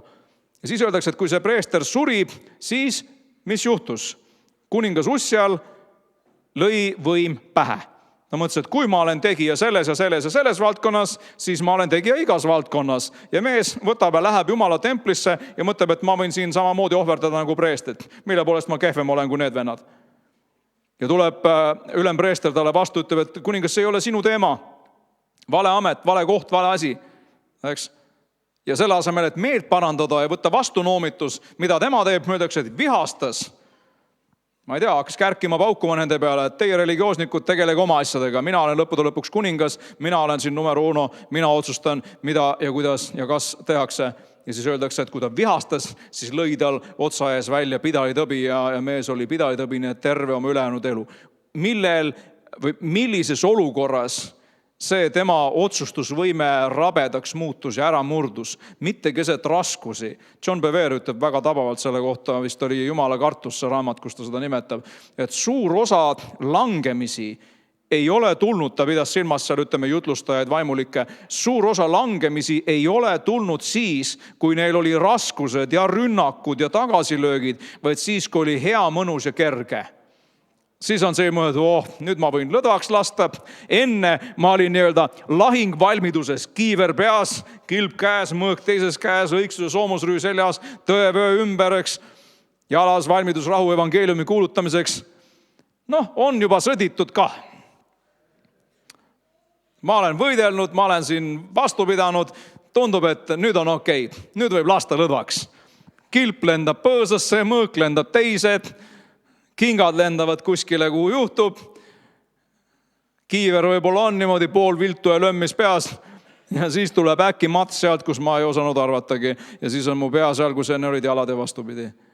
Mõnikord me kaotame valvsus just siis ja Piibel räägib korduvalt, mul ei ole aega neid kohti ette võtta ja läbi lugeda teile, aga korduvalt Uues Testamendis räägitakse sellest, et olge valvsad, kained, valvake, sest kurat käib nagu mörgel lõvi otsides, keda neelata. Valvsuse me kaotame ja siis võib tulla sisse selline mats, teate, nagu Eelia loos, kes oli suure võidu saavutanud Karmeli mäel nende ebajumala kummardajate üle. Ja ta tõenäoliselt siis mingil hetkel laseb ennast tõdvaks ja ta langeb sügavasse tumesinisesse depressiooni. Ta näeb, et ta ei saavutanud seda, mida ta lootis, kuigi suur ime sündis, tuli langes taevast ja puha. Ja siis ta ütleb, et ei, ma pole parem kui mu vanemad. Mitte keegi seda usuasja ei taha, keegi Jumalat ei teeni, ma tahan ära surra. Ja mees, kes oli just teinud suure ime, palunud tule taevast alla, ütleb, et Jumal tapa ära, mind ma tahan ära surra. Prohvet on suitsiidne. Ja Jumal on väga tark ja mõistlik ja delikaatne selles olukorras, et selle asemel, et sõimata prohvetil nägu täis, et mida sa endast arvad ja usu ja palu ja paastu ja tunnista positiivset tunnistust, selle asemel Jumal laseb inglil talle pannkooki teha. Annab süüa ja juua, puhka välja, rahune maha, eks, saad natuke privaatsust ja siis räägime. Täpselt nii ongi. Mõnikord, see on omaette teema, ei taha sellesse laskuda, aga mõnikord sügavalt vaimulikud probleemid omavad tegelikult vägagi maiseid juuri. Ja kui nendega hakata tegelema, siis kuidagi moodi need kuratlikud rünnakud kipuvad ka taanduma. Niimoodi. Jutt, mis on pikk, ei ole väga hea jutt.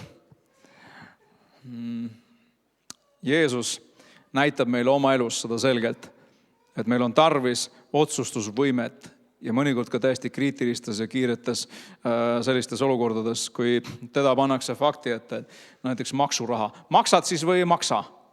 No mida sa teed? Kui sa vastad, et ei maksa, siis sa oled automaatselt mässaja ja tõenäoliselt mässuliste liider ja tõmbad poliitilise jama kaela. Kui sa ütled, maksad, siis sa oled kollaborant, eks? Mis rabi sa selline oled? Abielurikkuja naine, klassikaline lugu. Mooses ütleb, et kividega surnuks, mis sa ütled? Vasta, mida iganes tahad, vale vastus on ikkagi. Kui ütled, et ei tohi kividega surnuks visata, siis on probleem Moosesega. Kui ütled, et peab kividega surnuks viskama, siis on probleem roomlastega, sest roomlased ei lubanud juutidel iseseisvalt hukata inimesi. Juudid, nad olid siuksed üsna temperamentsed tüübid ja tihtipeale ikkagi neid piire ületasid. Fakt on see, et roomlased seda õigused olid reserveerinud endale. Ja Jeesus on nüüd siis valiku ees. Vasta mida iganes, vale vastus on ikkagi. Ja mida Jeesus teeb, kükitab maha ja sodib sinna midagi. Mida ta sinna kirjutas, meie ei tea. Ja Jeesus ei lase endale survet avaldada. Aga otsustusvõime valvab ta üle. Ja mida Jeesus teeb? Ütleb, et kes teist patuta on, visaku esimene kivi ja tema on ilma patuta, tema võiks visata esimese kivi. Teise, kolmanda, viienda kivi kohta polnud mingid kriteeriumid esitatud. Ja siis öeldakse, et vennad läksid sealt kõik minema. Nii et siis Jeesus elus, mul ei ole aega neid kõiki näiteid välja tuua, mis ma olen siia kirja pannud, aga see on üks korduv näide, otsustusvõime valvata üle. Viimane mõte, kuidas arendada siis? Huvitab kedagi või piisab sellest juba, tõmbame joon alla, et probleem diagnoositud ja ma ikka arvan, et võiks. Kohe võtan otsad kokku. Kuidas arendada? Kas saab arendada ja kui siis kuidas? Ma ütleks, et kõige esimene asi on see, et pane paika prioriteedid ja eesmärgid. Kuhu sa tahad välja jõuda üldse? Mis on sinu jaoks oluline? Sest otsustusvõimet sa ei saa arendada, kui sa isegi ei tea, mille kasuks või mille kahjuks sa otsustama pead. Pane paika prioriteedid. Mida sa päriselt tahad? Mina tahan elus, ütleme laias laastus Piibel annab sellise suure raamistiku. Ma tahan Jumala tahet, ma tahan, et Jeesus oleks esikohal, et tema tahe minu kaudu teostuks ja nii edasi. Aga midagi spetsiifilist ka.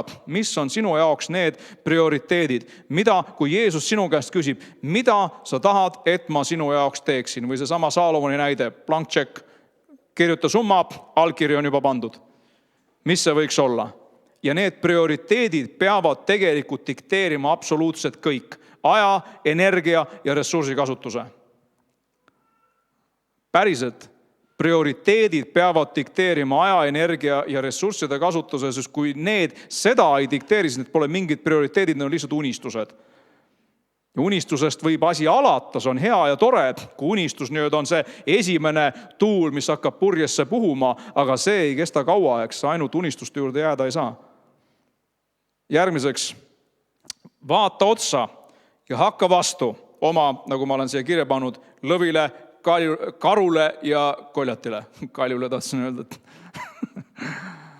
Vaata otsa oma lõvile, karule ja koljatile. Kes seda lugu teab, ma usun, et absoluutne enamus teist niikuinii teab.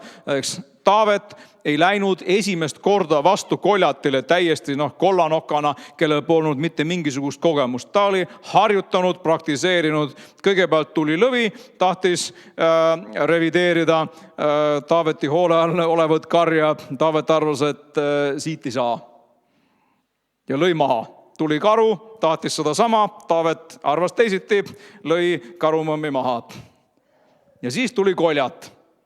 Jumal annab meile enamasti, võib-olla me ei alusta lõvist või karust, võib-olla me alustame sääsest või ämblikust või hiirest või rotist, et see maha lüüa. Mida sa silmas pead? Näiteks seda, kui inimese elus valitseb totaalne kaos, siis psühholoogid soovitavad näiteks kas seda, et hakka oma kodu koristama, tee oma tuba korda lõppude lõpuks. Seesama Jordan Peterson, keda ma palju tsiteerin siin oma jutustes, ütleb nii tabavalt, et meil on täis maailm selliseid inimesi, kes hea meelega tegeleks globaalse majanduskriisiga, globaalse soojenemisega, muudaks, ma ei tea, valitsussüsteeme, mida iganes, ja suuda oma voodit ära teha.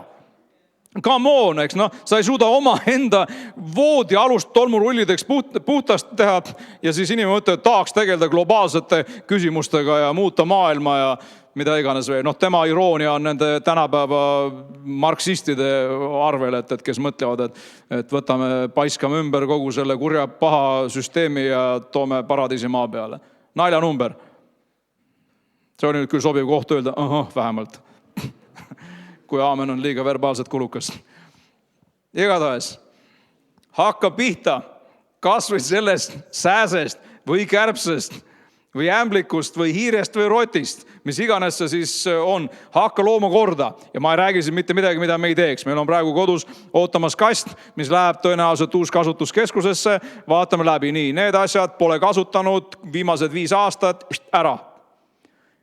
Kuidas tekivad sellised inimesed, kes elavad sellises kohas, kus sa pead külg ees kõndima? Ma olen käinud mõnes paar korda külas inimesel, kelle juures sa ei saa otse korterist isegi mitte läbi kõndida. Sa pead kuidagi pea all, külg ees, mingi vibukujuliselt liikuma seal, mis pärast, sest et inimene kuhjab kogub ja siis tal on kodu täis, ma ei tea, mis imeasju. Äkki lähed tarvis. Viimased 20 aastat pole tarvis läinud, äkki ikka läheb. Löö kord majja, kas või oma selles ümbritsevas keskkonnas, alusta sellest sääsest, kärbsest, hiirest või rotist ja siis natukene kobedamad tegelased, siis kassid ja koerad ja lõvid ja karud ja siis koljat. Ja tead, kui nendega hakkama ei saa, kui ikka sääsega hakkama ei saa, siis koljatist võib ainult und näha. Ja see on ka tõenäoliselt õudusunenägu. Mis asjad need koljatid meie jaoks võivad olla? Need võivad olla hirmud, kahtlused, mis iganes veel. Hakka pisiasjades seadma eesmärke ja neid saavutama ja sa harjutad ennast otsustama, vastutama ja võitma. Ja kui nendes pisiasjades on see juba saavutatud, siis sa hiljem näed, kuidas see sama praktika, mis ei tulnud ühe võlukepikese palve peale, aga mis tuli süsteemselt praktiseerides mingisugust distsipliini, see hakkab muutma su elu ja neid tagajärgi, mida sa näed. Nii et vaata otsa oma lõvile, karule ja koljatile ja hakka vastu. Tõusume püsti ja hakkame vastu. Amen.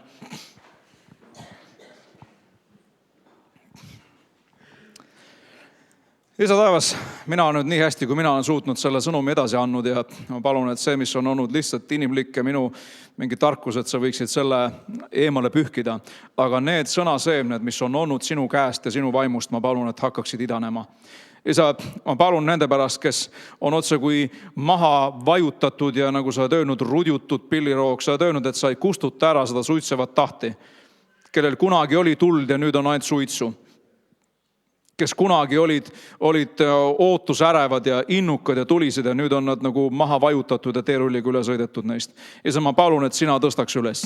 Tõsta pea üles neil, kes on lootuse kaotanud. Ja isa, ma palun, anna selliseid väikseid võite alguseks, et õhutada inimesi üles uskuma. Ja isa, me tunnistame sinu ees, et meie tahame sinu tahet. Meie tahame sinu parimat sellel algaval aastal. Ja isa, me tunnistame sinu ees, et me oleme valmis võtma vastutuse ja otsustama. Sina oled pannud meie ette elu ja surma, õnnistuse ja needuse, andnud meile valikuvabaduse, issand, ja me kasutame seda selleks, et sinu tahe meie elus võiks teostuda. Isa, lõika välja meie elust need asjad, mis halvavad ja paralüseerivad seda otsustusvõimet. Palun, et me ei valetaks iseendale ega teistele, vaataks ausalt tõtt sellega, millised me oleme. Sest issand, sinu sõnapeegel näitab meid sellisena, nagu me oleme, aga ka sellisena, millisteks me võime muutuda. Jeesuse nimel, sa oled kõige lootuse Jumal, issand. Sinu jaoks ei ole lootusetuid juhtumeid. Isegi siis, kui siin võib-olla mõningad meie seast tundub, et on siiamaani käitunud nii, et me oleme lükanud edasi otsuseid ja ei ole neid teinud ja veeretanud vastutust. Isa, sinuga koos me saame muutuda. Ma palun seda armu muutuda nüüd sinu käest. Isegi neil, kellel ei ole tahte jõudu, isand, kui on tahet, siis sina annad jõudu. Jeesuse nimel ma õnnistan sinu rahvast.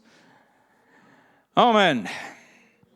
Ma palun nüüd, et issanda Jeesuse Kristuse arm, Jumala meie taevas isa armastus ja püha vaimu osadus võiks olla ja jääda meie kõikidega. Amen.